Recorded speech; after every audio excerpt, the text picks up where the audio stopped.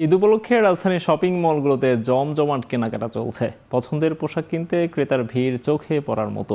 Bashundhara shopping mall থেকে যুক্ত হচ্ছেন সহকর্মী ফেরদৌস রহমান। ফেরদৌস, জানাবেন ছুটির দিনে ভিড় কেমন দেখছেন শপিং মলগুলোতে?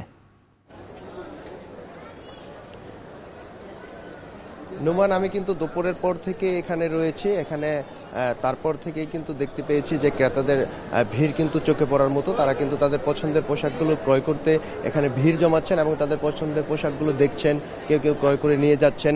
আমরা কিন্তু বসুন্ধরা শপিং মলের সবগুলো শপিংয়ের দোকানগুলোতেই যাওয়ার চেষ্টা করছি এবং দেখছি যে ক্রেতারা কিন্তু তাদের যে পছন্দের পোশাকগুলো রয়েছে সেগুলোতেই কিন্তু তারা ভিড় করছেন।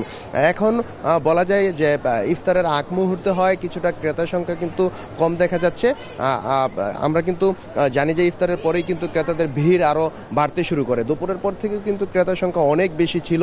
এখানে তারা তাদের পছন্দের পোশাক কিনতে এসেছেন।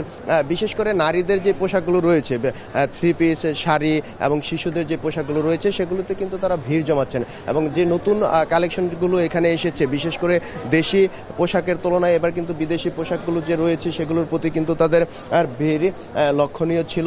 তারা কিন্তু আমাদেরকে বলেছেন যে তাদের যে নতুন কালেকশনগুলো রয়েছে সেগুলোতে কিন্তু তারা ঝুঁকছেন বেশি এবং বিক্রেতারা বলছেন যে যেভাবে ক্রেতারা আসছেন এতে কিন্তু তারা সন্তুষ্ট প্রকাশ করছেন এবং তারা বলছেন যে এভাবে আসলে বাড়তে থাকলে কিন্তু তারা তাদের বেচা বিক্রি আরও বেশি ভালো করতে পারবে। তারা প্রত্যাশা রাখছেন যে সামনের দিনগুলোতে কিন্তু তাদের বেচা বিক্রি অনেকটাই ভালো হবে।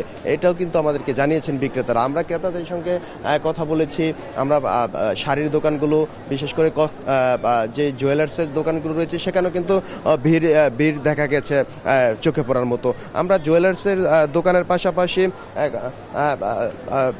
তারা কিন্তু আমাদেরকে বলেছেন যে তারা কিন্তু আমাদেরকে জানিয়েছেন যে কসমেটিক্সের যে দোকানগুলো রয়েছে সেগুলোতে কিন্তু তারা পছন্দের জিনিসগুলো তারা ক্রয় করছেন। তো এই ছিল আমার কাছে সবশেষ। নুমান, রাজধানীতে ঈদ কেনাকাটার খবর জানাচ্ছিলেন আমাদের সহকর্মী ফেরদৌস রহমান।